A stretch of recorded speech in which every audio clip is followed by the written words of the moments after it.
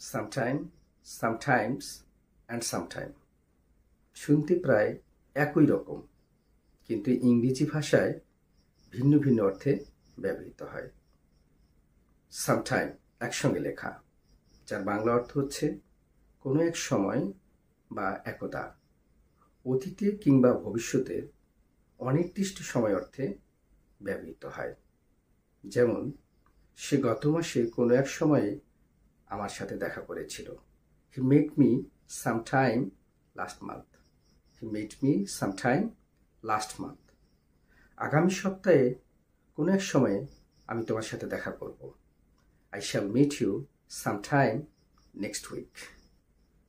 আগামী সপ্তাহে কোনো এক সময়ে আমি তোমার সাথে দেখা করব। অর্থাৎ এখানে সময়টা ফিক্সড না, নির্দিষ্ট না, কোনো এক সময়। আগামী সপ্তাহের কোনো এক সময়ে আমি তোমার সাথে দেখা করব। I shall meet you sometime next week.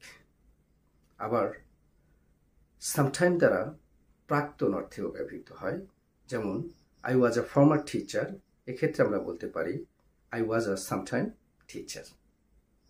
এরপরে সামটাইমস শেষে এস আছে। ইটস অ্যান অ্যাডভার্ব, ক্রিয়া বিশেষণ, যার বাংলা অর্থ হচ্ছে মাঝে মাঝে বা কখনো কখনো। আমি মাঝে মাঝে সকালে হাঁটি। I sometimes walk in the morning. আমি মাঝে মাঝে পার্কে হাঁটি। I sometimes walk in the park. আমি মাঝে মাঝে সিনেমা দেখি। I sometimes watch movie. এরপরে সামটাইম মাঝখানে একটা স্পেস আছে, অর্থাৎ কিছু সময়। সময়ের পরিমাণ নির্ণয়ের ক্ষেত্রে সামটাইম ব্যবহৃত হয়।